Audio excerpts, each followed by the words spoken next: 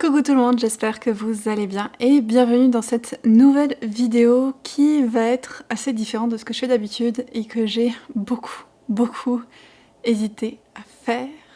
Pour me donner du courage, j'ai mis mon petit t-shirt doudou de Florence and the Machine d'ailleurs. Parce qu'aujourd'hui je voulais vous parler de maladies, de conditions chroniques et des impacts que ça peut avoir sur la vie, en l'occurrence sur ma vie. Comme je vous disais, j'ai beaucoup hésité parce que c'est quand même des sujets très personnels.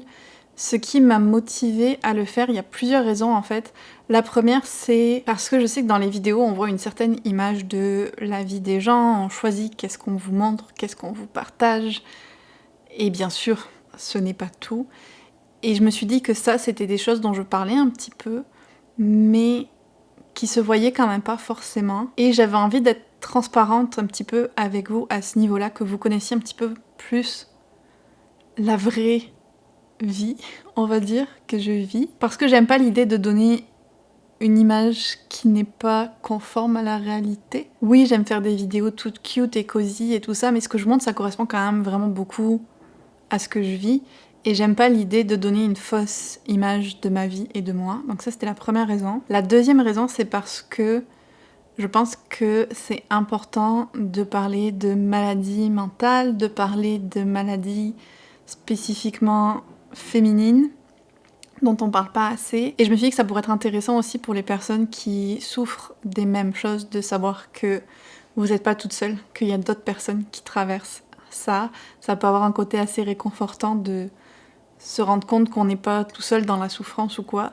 Donc c'était aussi une des raisons pour lesquelles j'avais envie de faire cette vidéo. Et comme je le disais un peu plus tôt, c'est une vidéo qui est très personnelle, donc je vous invite à être gentil dans les commentaires, que ce soit envers moi ou que ce soit envers d'autres personnes si vous discutez. On va essayer de rester bienveillant. Merci. C'était mon premier disclaimer. Le deuxième, c'est que je vais parler de maladie et de santé physique et mentale, et que je ne suis absolument pas médecin. Ce que je vais vous dire, c'est ma perception des choses, ma vision, ma compréhension, comment ça m'affecte. Moi, c'est pas à prendre comme un conseil médical, et si jamais vous-même vous avez des doutes que peut-être vous souffrez de quelque chose, je vous invite à aller voir un professionnel de la santé. Maintenant que ces disclaimers-là sont faits, je vais arrêter d'être un peu nébuleuse et vous dire exactement de quoi je veux discuter avec vous aujourd'hui.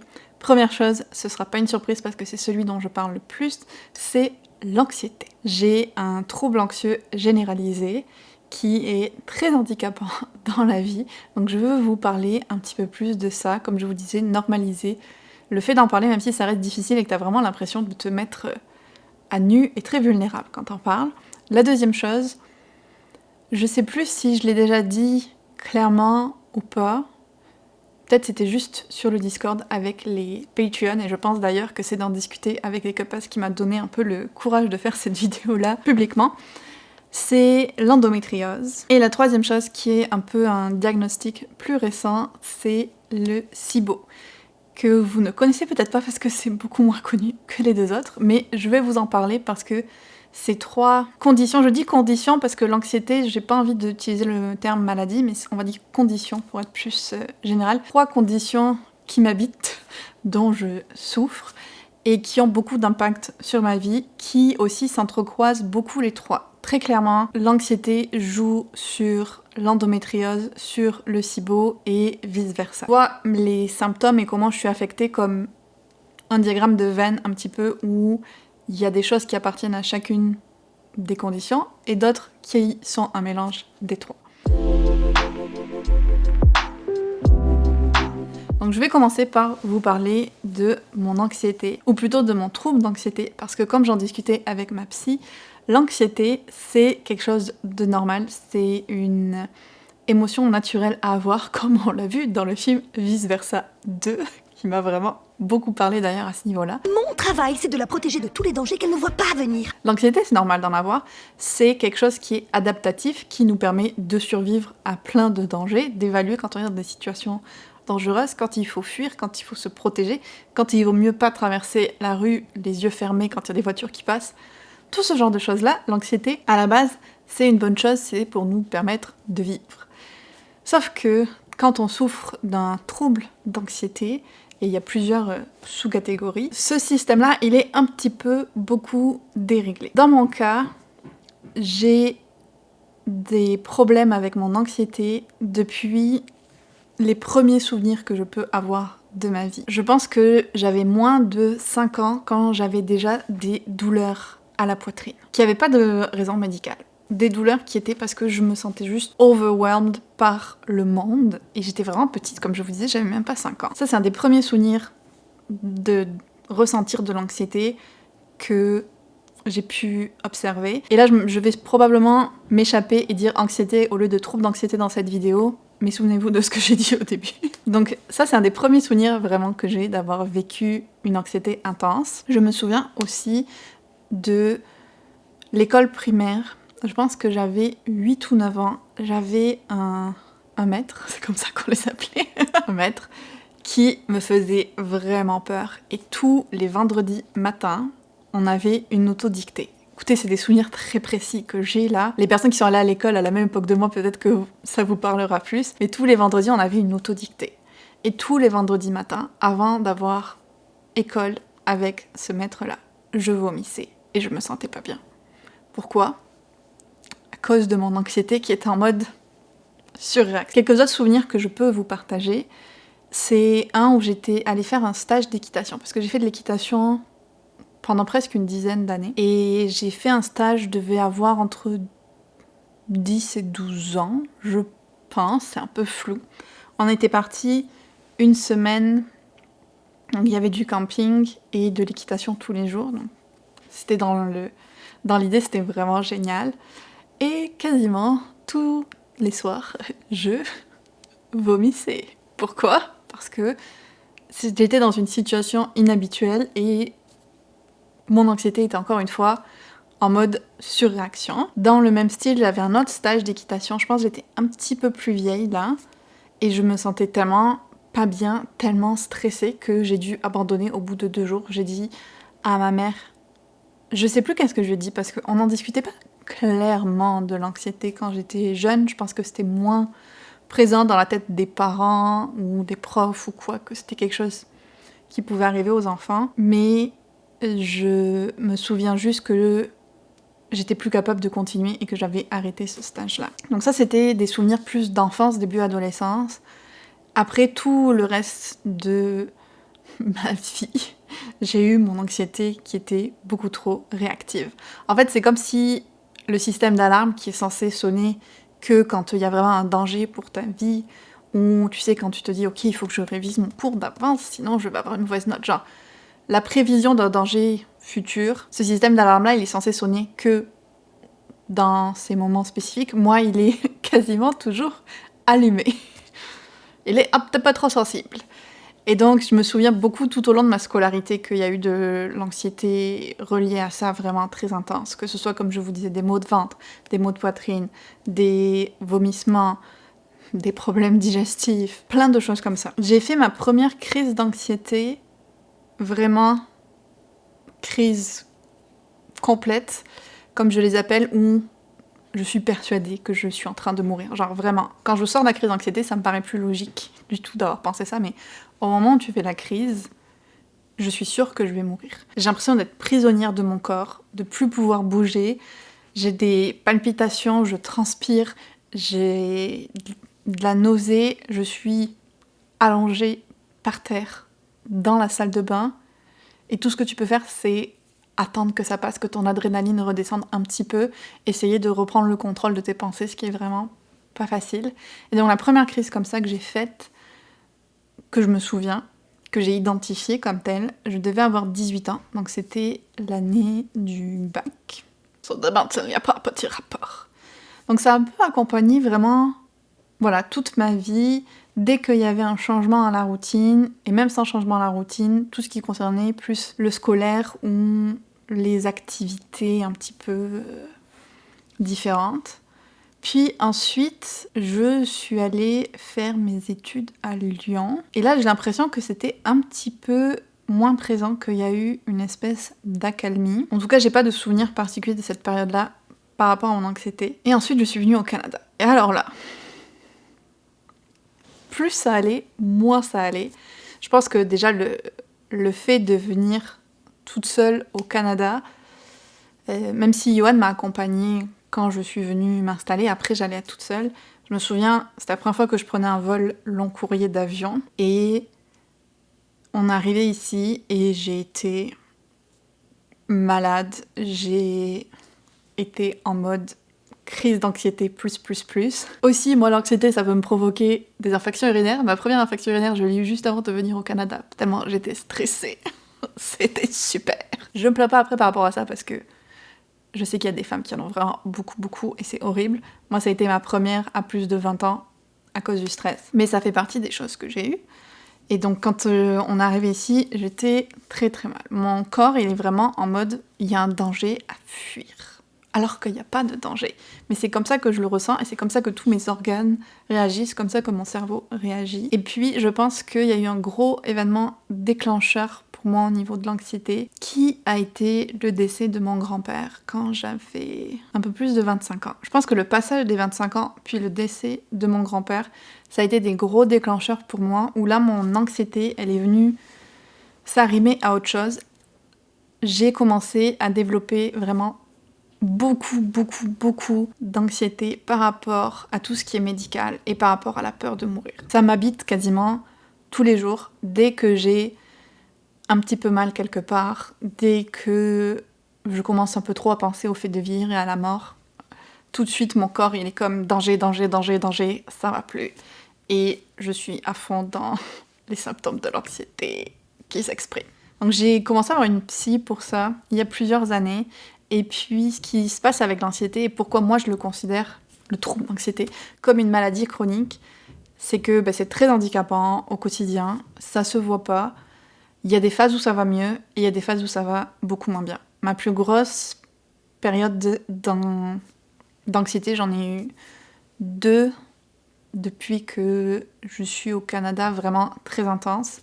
La dernière, c'était en été 2022 et je vous en avais parlé un petit peu en vidéo, où en fait ça a commencé, et là je vais aller beaucoup plus dans les détails que ce que j'ai fait précédemment. Ça a commencé par, j'ai eu l'impression d'avaler une arête de poisson quand j'étais dans le sud de la France chez ma famille. Et alors à partir de là, j'ai senti une gêne dans la gorge. Puis j'ai commencé à me faire des films sur cette arête de poisson qui était coincée. J'ai commencé à voir vraiment la gorge qui se serrait et j'étais plus capable de penser à autre chose. Et puis là, je me suis dit, ok, j'ai un truc grave, ça va pas. Crise d'anxiété, salle de bain, par terre, vomi. Je suis sûre que je suis en train de mourir. Après, je me suis calmée. La crise est passée, j'ai réussi à me rassurer un petit peu. Mais après, il resuffisait que j'ai mal, que j'ai cette tension à la gorge pour que ça reparte.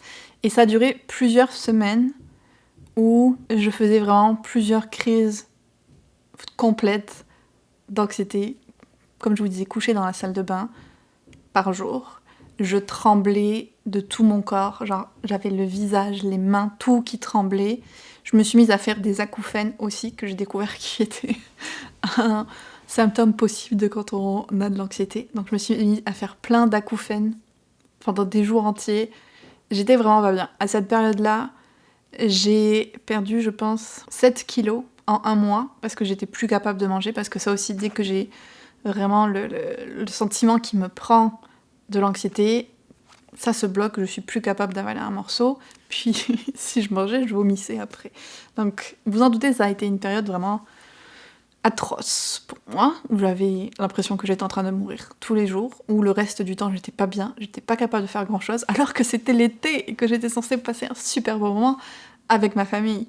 Et puis en plus, j'ai un peu le réflexe de l'animal blessé, où quand ça va pas bien, plutôt que de le dire, plutôt que de me mettre vulnérable, j'ai tendance à m'isoler, à rester silencieuse et à rien dire.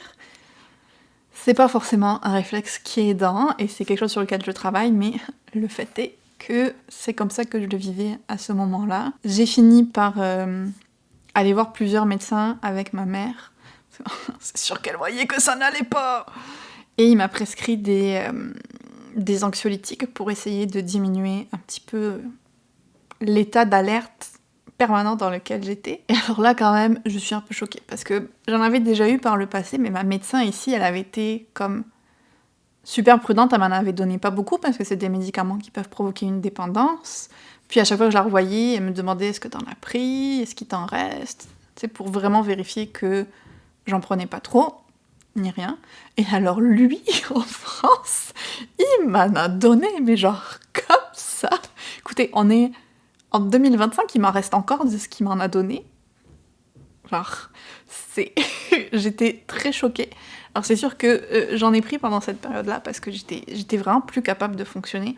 Et même avec les médicaments, je faisais encore des crises, mais au moins ça se calmait un petit peu. Puis j'ai jamais été complètement à l'aise d'en parler avec mes parents, avec ma mère un petit peu plus, mais avec mon père pas trop. Je sais pas s'ils verront cette vidéo ou pas. Mais j'ai jamais été full à l'aise d'en parler, donc je sais pas à quel point ils se rendaient compte de l'impact que ça avait sur moi quand je grandissais, ni rien. Ma mère, c'est sûr que depuis cet été-là, elle a vu tout parce qu'elle me tenait la tête dans la salle de bain. Il y avait ma mère et ma grand-mère autour de moi qui essayaient de rester avec moi pendant que je traversais tout ça, même si ma grand-mère, elle comprend vraiment pas. Elle était là et elle n'était pas très aidante, on va dire. Je suis sûre qu'elle voulait m'aider, mais ce qu'elle disait n'était pas aidant. Ma mère, elle était plus vraiment présente avec moi. Elle est même venue dormir avec moi quelques nuits, justement, et tout, parce que j'étais trop pas bien. Et tu retournes vraiment aux besoins de réconfort. Et là, je vous dis tout ça, j'ai presque envie de pleurer, là. C'était vraiment une période très difficile. La bonne nouvelle à travers tout ça, c'est que après être revenue, donc après l'été 2022, au jour d'aujourd'hui, j'ai pas refait de crise complète d'anxiété. Par contre, à ce moment-là, quand je suis revenue, donc on va dire fin août 2022, j'ai commencé à prendre des médicaments pour l'anxiété. Donc c'est des antidépresseurs souvent qui vont prescrire. J'en ai testé plusieurs, mais en fait, je me retrouvais dans une situation où, pour combler les effets secondaires d'un médicament, je devais en prendre un autre. Et c'est quand même des médicaments qui ont des effets secondaires assez importants. Et il y a un poids mental à tout ça aussi, de tester plein de médicaments, des périodes d'adaptation de plusieurs semaines, de voir comment ça se passe. C'était difficile en tant que tel, même si sur le coup, c'était la seule chose qui pouvait m'aider parce que j'étais vraiment trop plongée là-dedans et j'arrivais pas à m'en sortir toute seule. Et je regrette pas de l'avoir fait parce que ça m'a vraiment permis de remonter un petit peu la pente. Et puis suite à ça, j'ai eu des oscillations, des périodes où j'ai beaucoup plus d'anxiété, dont je vous ai parlé sans nécessairement rentrer dans les détails des symptômes, des périodes où j'en ai moins. Et je pense que une des choses qui est très difficile à accepter, c'est que ça va être comme ça toute ma vie, qu'il va y avoir des périodes plus difficiles, et que je dois toujours me battre contre moi-même aussi, contre la petite voix qui me dit que j'ai un truc grave, que je suis en train de mourir, qui commence à se faire des films sur la mort et tout ça. Et ça, c'est difficile de faire ce deuil-là un peu d'une vie sans ce problème. Comme je vous disais aussi, il y a un côté où c'est très fatigant de devoir toujours te battre contre la petite voix dans ta tête, de devoir toujours te ramener, de devoir toujours faire des exercices pour t'apaiser. Ça amène une fatigue mentale et une fatigue physique importante. Puis même si je suis pas allée jusqu'à la crise d'anxiété, j'ai eu plusieurs périodes où mon anxiété était beaucoup plus importante, où du coup je me sentais pas bien, où j'avais retrouvé mes acouphènes. Ça c'est l'upgrade que j'ai eu depuis 2022. Maintenant quand j'ai plus d'anxiété, j'ai des acouphènes et j'ai un serrement à la gorge. Au fil des années, j'ai eu de plus en plus de symptômes. Genre je pense que ça fait 5 ans maintenant que les tremblements se sont ajoutés aux symptômes que j'avais avant. Donc je sais pas, j'ai une petite upgrade de l'anxiété.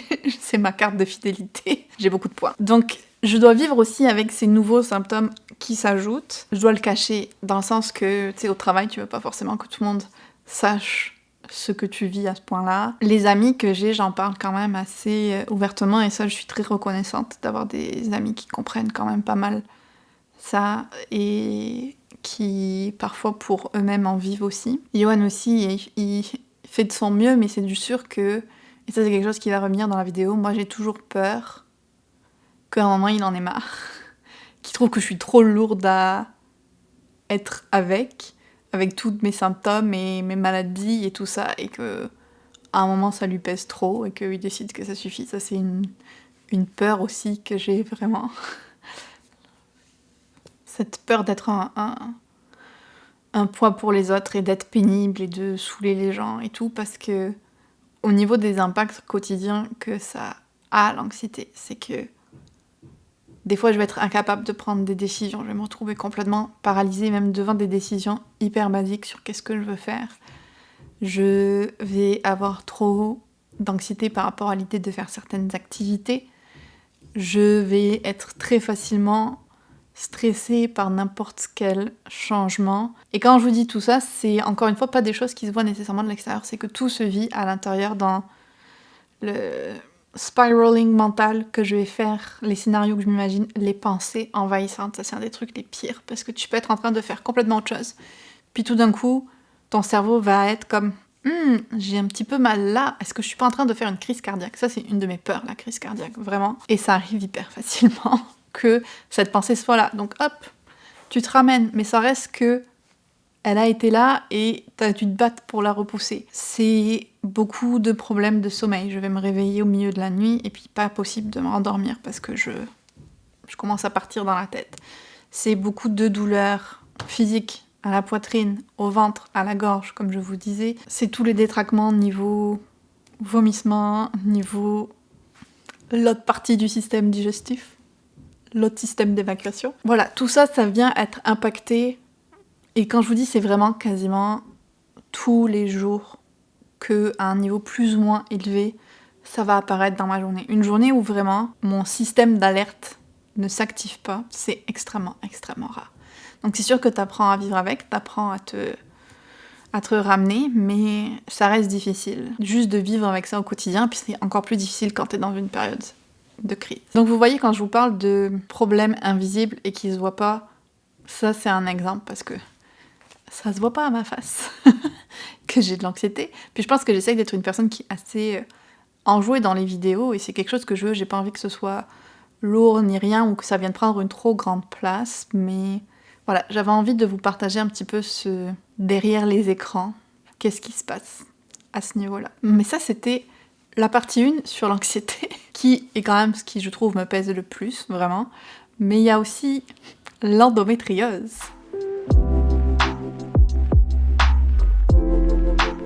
Parce que il y a 2 ans maintenant, j'ai eu un diagnostic comme quoi j'avais de l'endométriose, ce qui pour moi n'était absolument pas une surprise, je le savais que j'en avais depuis quasiment la première fois où j'ai eu mes règles. Donc là on va parler aussi de sujets assez intimes, mais j'avais vraiment envie de discuter de ça, parce que je trouve que c'est une maladie qui est encore tellement peu considérée alors qu'il y a énormément de femmes que ça impacte, et ça prend tellement de temps à avoir un diagnostic. Vous voyez, moi je l'ai dit, je l'ai eu il y a 2 ans, alors que j'ai mes règles depuis que j'ai 11 ou 12 ans. Et c'est tellement banalisé et minimisé encore médicalement que j'avais vraiment envie d'en parler. Si vous ne connaissez pas l'endométriose, je vais vous lire la définition de l'Organisation mondiale de la santé. L'endométriose se caractérise par le développement de tissus semblables à la muqueuse utérine en dehors de l'utérus. Elle peut entraîner une douleur aiguë dans le bassin et des difficultés à tomber enceinte. L'endométriose peut apparaître dès les premières règles et durer jusqu'à la ménopause. Elle se caractérise par le développement de tissus semblables à la muqueuse utérine en dehors de l'utérus. Cela entraîne une inflammation et la formation de tissus cicatriciels dans la région pelvienne et dans d'autres parties du corps. Alors là, ils ont mis rarement, et j'ai du mal à croire les statistiques et le rarement de ça quand je vois le nombre de personnes auxquelles je parle qui souffrent d'endométriose intensif. Au niveau des symptômes qui sont décrits, l'endométriose provoque souvent une douleur aiguë dans le bassin, surtout pendant les règles. Certaines personnes ont aussi des douleurs pendant les rapports sexuels ou aux toilettes. Certaines personnes peuvent aussi avoir des douleurs pelviennes chroniques, des saignements abondants pendant les règles ou entre les règles, des difficultés à tomber enceinte, des ballonnements ou des nausées, une fatigue intense, une dépression ou de l'anxiété. Et ce qu'on espère, c'est qu'une fois qu'on a la ménopause, ça se calme, mais apparemment, c'est pas toujours le cas. Donc là, c'est juste pour vous donner une petite idée si vous ne connaissez pas du tout. Moi, je vais vous parler plus particulièrement de comment moi, ça m'impacte. J'ai la chance que mon endométriose ne touche pas encore d'autres organes, même si ça passe pas loin. Pour certains, j'ai au moins cette chance-là, parce qu'il y a des personnes chez qui ça, le tissu, du coup, qui est censé être juste un endroit, vient coloniser d'autres organes, ce qui peut entraîner des douleurs encore plus intenses. Par contre, je fais partie des personnes qui ont toujours eu des règles très, très, très, très douloureuses. Et encore, je sais qu'il y a des personnes, c'est pire que moi, qui s'en évanouissent et tout. Et moi, c'était extrêmement douloureux, et depuis que voilà, je suis ado. Et puis au niveau du flux, c'est les chutes du Niagara. C'est vraiment genre, j'ai l'impression de me vider de mon sang. On va dire les choses telles qu'elles sont. Donc vous vous doutez que quand t'es une jeune ado, déjà c'est pas facile, que t'as ces douleurs horribles et qu'on te donne 2 space-fonds et on te dit let's go. Le space-fond, c'est comme si t'avais pris un tic-tac. C'était vraiment pas facile, alors il y a des journées où je pouvais pas me lever, j'avais la bouillotte et j'avais juste tellement mal.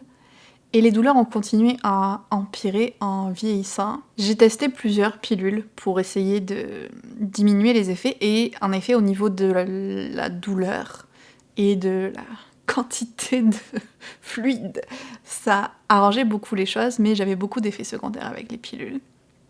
Donc au final j'étais plus sur, on va dire, la gestion de la douleur, mais encore une fois, en grandissant, une fois que j'ai eu mes 30 ans, j'ai eu d'autres symptômes qui se sont ajoutés et des symptômes beaucoup plus handicapants pour moi, qui sont notamment les douleurs au moment de l'ovulation. J'ai l'impression qu'on me plante des coups de poignard dans les ovaires. Je peux vous dire quel ovaire expulse l'ovule sur un mois donné parce que j'ai mal de ce côté-là.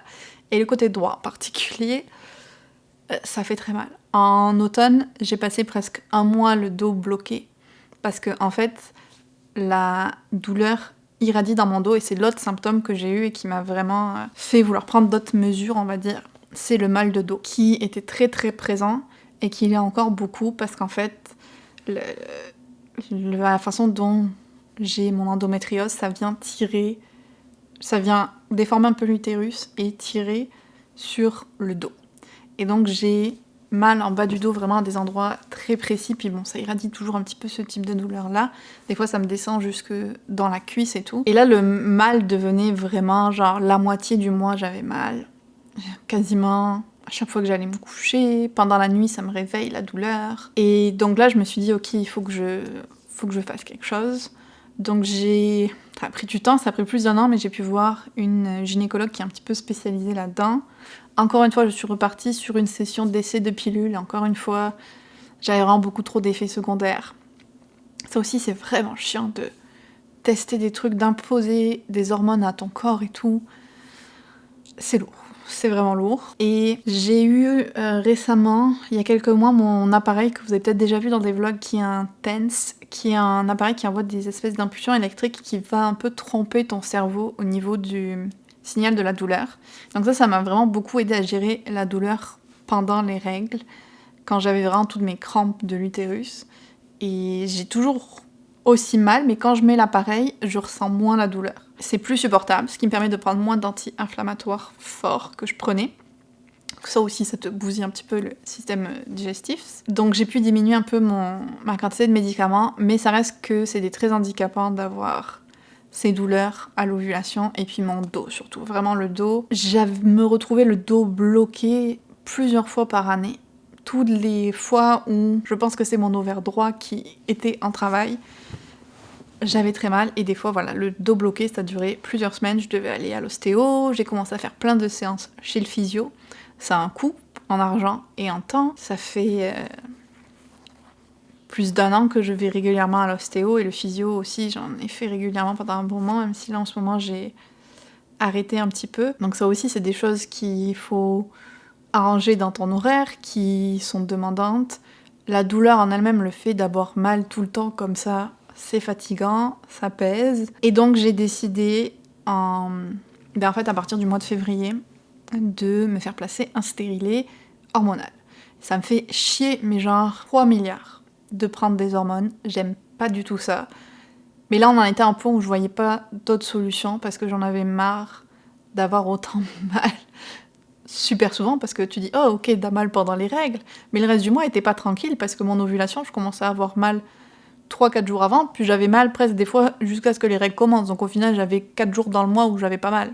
Super. Donc j'en étais vraiment arrivée à un point où je voyais pas d'autre solution et j'ai décidé d'essayer le stérilet hormonal. Et alors là... Comment vous dire ? Ça m'a fait très très mal. La pause, on m'avait dit que ça faisait mal. Et en effet, Mais le pire pour moi, ça a été le après. Je savais que j'allais avoir des crampes, comme quand j'ai mes règles et que j'allais avoir très mal. Le niveau d'intensité de la douleur pendant les jours qui ont suivi était horrible. Je me levais, j'avais la tête qui tournait. Et là, j'avais l'appareil et j'avais pris mes anti-inflammatoires, j'étais au max, mais c'était horrible comme ça me faisait mal et comme j'étais pas bien. Et puis, on me l'avait pas dit, mais j'ai lu après en ligne sur quand même des sites, je sais plus quel site je suis allée voir, mais c'est pas n'importe quel site qu'on trouve sur Google non plus, c'était quand même un truc médical vérifié, que chez certaines personnes, les crampes de l'utérus peuvent durer jusqu'à plusieurs semaines, voire plusieurs mois. Et là, j'étais comme, it's a joke. Je peux pas avoir mal comme ça tout le temps. Et donc, depuis que je l'ai mis, donc ça fait un peu plus d'1 mois, au moment où je filme, j'ai eu des crampes quasiment tous les jours. J'ai pris des anti-inflammatoires quasiment tous les jours. Super fun. Alors, heureusement, l'intensité a baissé un petit peu certains jours. Je pense qu'il y a quelques jours où j'ai réussi à rien prendre, et quelques jours où c'était supportable. Donc ça se calme un peu. Puis, bien sûr, après, quand tu poses le stérilet, t'as ta première fois où t'as tes règles. Souvent, après, je sais qu'il y a des gens qui en ont plus du tout et tout. Et alors là, le week-end d'avant que j'avais règles, on était reparti sur les douleurs méga intenses. Et alors, je m'accrochais à l'idée que, ok, c'est la première fois, ils me l'ont dit que ça allait être plus douloureux. Je sais que c'est normal, mais ça veut pas dire que c'est facile. Et là, ça fait 10 jours que j'ai mes règles. C'est très cool. C'est super génial. J'espère qu'à un moment, ça va finir par s'arrêter. J'en ai un petit peu marre. Donc là, je suis en phase d'adaptation du stérilet. Je suis tellement en mode TMI, là. Je sais pas si tout ça va pas se retrouver coupé au montage, mais en même temps, je veux que ce soit une vidéo informative. Je veux partager mon expérience. Parce que si vous aussi, vous traversez tout ça, peut-être que vous êtes en réflexion là-dessus.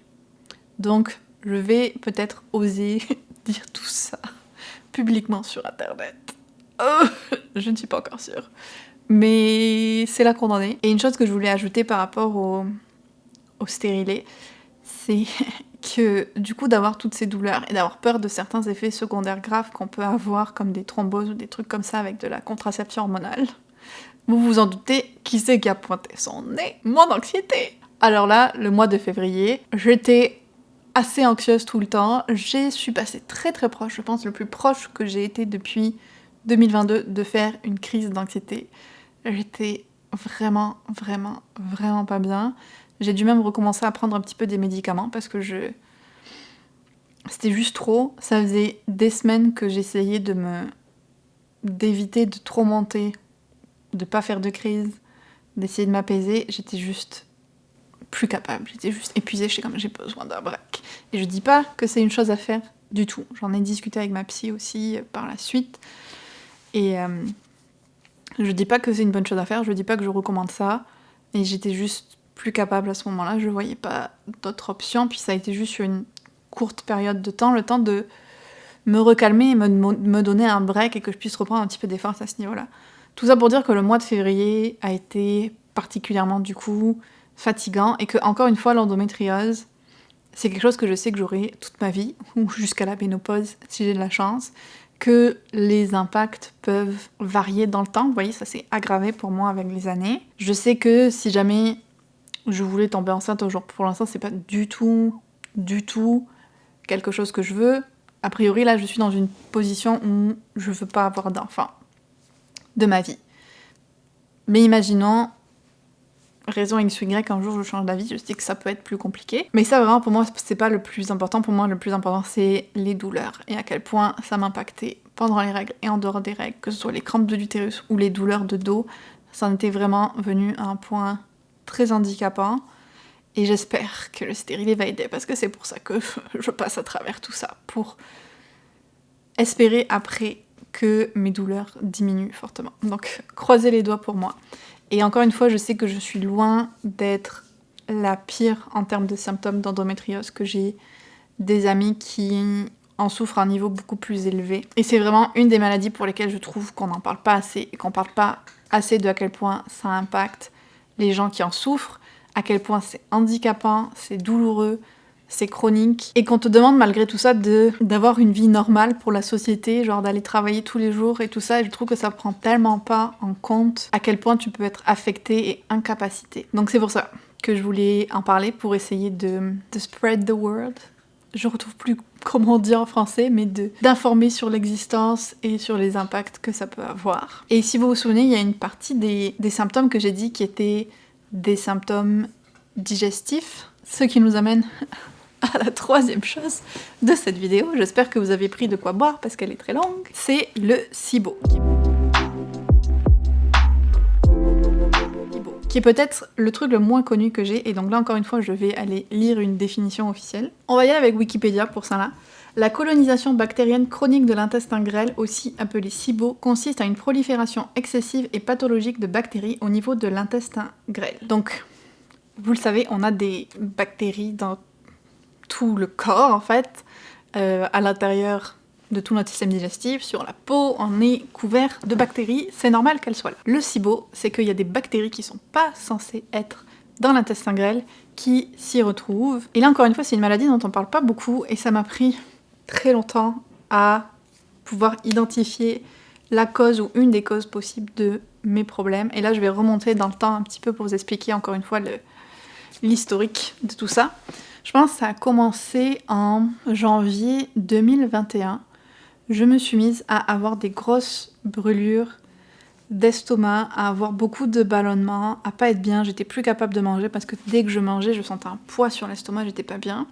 Vous vous en doutez, j'ai cru que je faisais une crise cardiaque et j'ai fait des crises d'anxiété à cette époque-là. Ça a été mon autre phase difficile dont je vous parlais un petit peu plus tôt. Ce n'était pas ça, c'était un problème digestif. J'ai fait des examens, j'en ai parlé à ma médecin, et ça a pris du temps. Les examens sont très longs au Canada.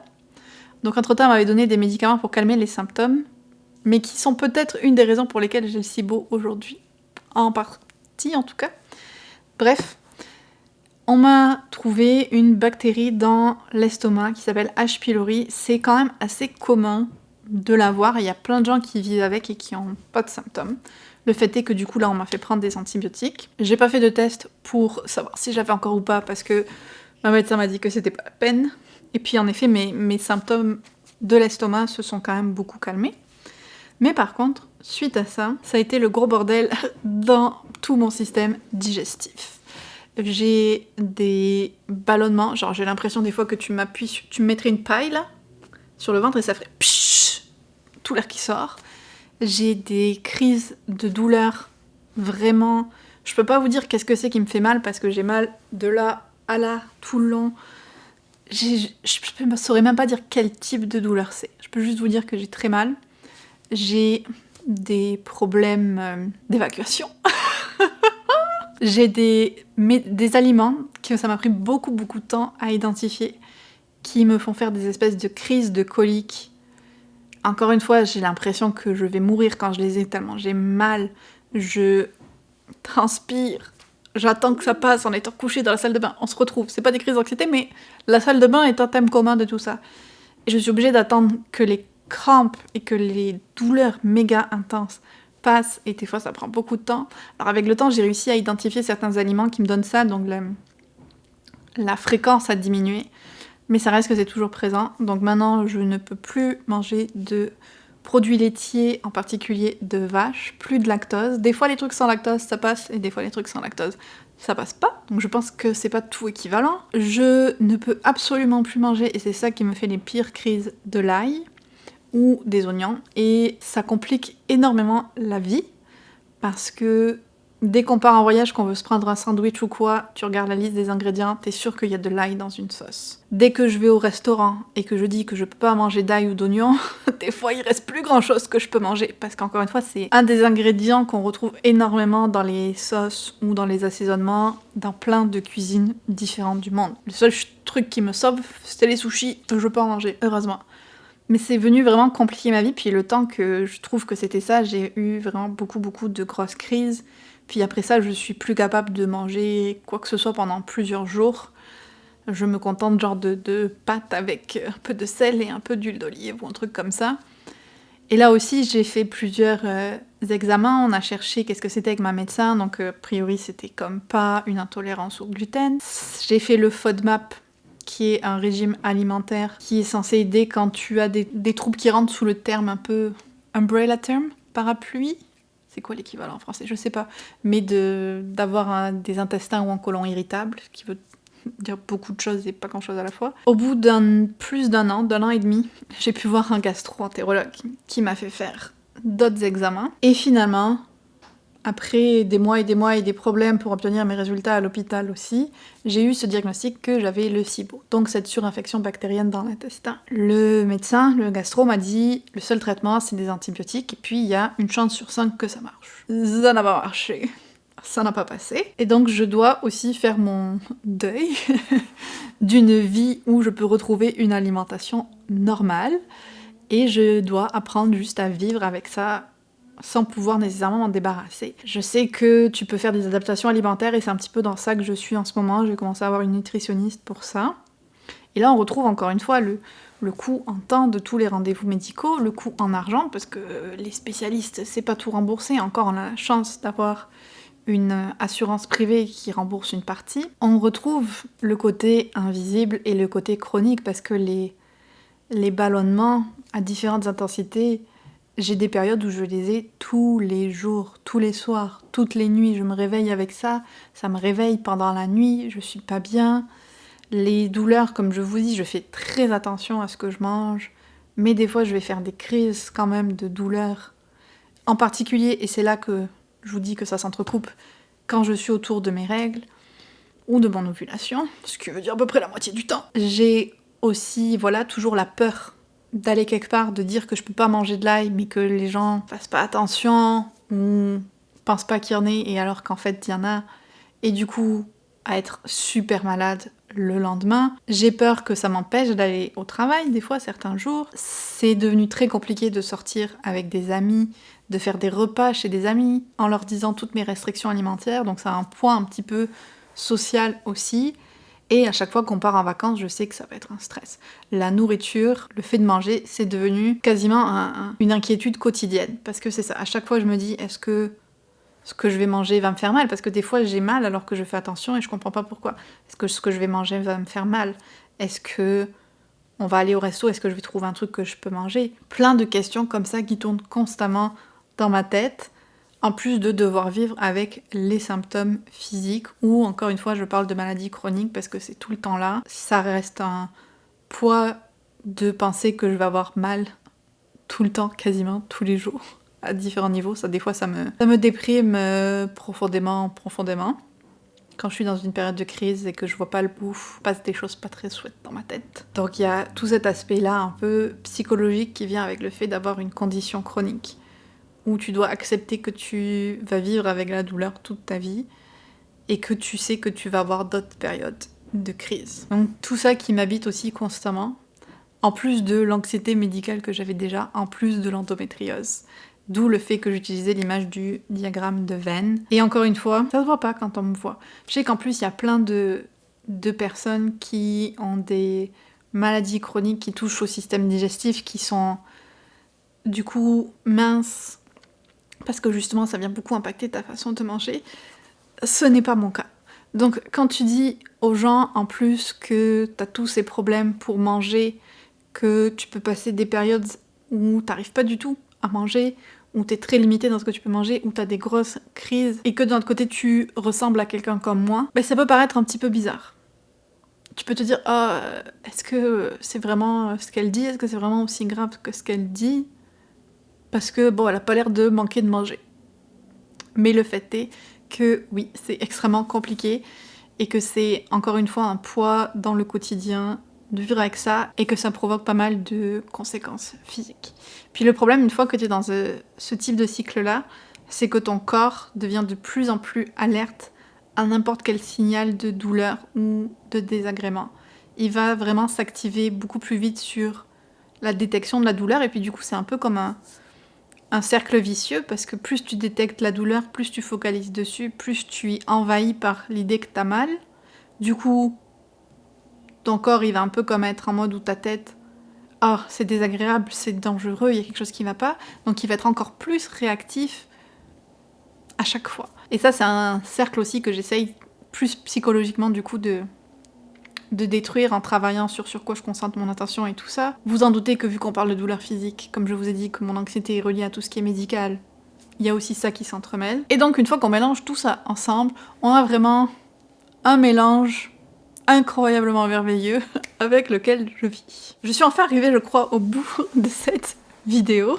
Encore une fois, je vous explique tout ça, je râle beaucoup, je le fais pas pour me faire plaindre, je le fais plus pour me faire comprendre, pour avoir cette transparence avec vous que la vie c'est pas forcément juste l'aspect des vidéos qu'on veut partager, et puis pour que si d'autres personnes traversent ce genre de choses, que vous sachiez que vous n'êtes pas tout seul. Et le message avec lequel je vais finir, c'est que malgré tout ça, je travaille fort de mon côté pour profiter de la vie, pour vivre de belles expériences, pour me concentrer sur les choses qui se passent bien, sur les moments où ça va mieux, que malgré tout ça, on peut continuer à vivre et à profiter de la vie, même si oui, il y a toujours ce poids et cette attention qui va être portée là-dessus et cette fatigue un petit peu qui vient avec tout ça, que ça veut pas dire qu'on peut pas avoir une belle vie, en fait, en gros.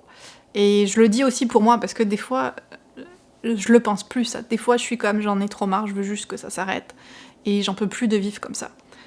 Ça m'arrive de penser tout ça, mais je veux garder plus cet espoir et cette direction qu'il y a des moments où ça va mieux, il y a des moments où je suis heureuse, il y a plein de belles choses qui m'arrivent, et que malgré tout ça, ça vaut la peine. En fait, c'est ça, le message final. Je pense que je vais m'arrêter là-dessus parce que je pourrais divaguer encore longtemps dans mes pensées à ce sujet. Je sais pas du tout qu'est-ce que vous aurez pensé de cette vidéo. J'espère que ça vous aura intéressé ou fait réfléchir, peut-être aussi à vous ou aux personnes autour de vous qui peut-être ont ce type de problème-là, peut-être à les comprendre, peut-être à les accompagner. Je sais pas, j'espère en tout cas que cette vidéo aura une utilité d'une manière ou d'une autre. Merci si vous l'avez regardée jusqu'au bout. Et si c'est le cas, on va mettre un petit emoji cœur. Voilà, petit emoji cœur. Et sur ce, je me force à m'arrêter là, à arrêter de blablater. Et je vous dis à très bientôt dans une autre vidéo. Et on se retrouve très bientôt pour notre programme habituel de lecture dans une prochaine vidéo.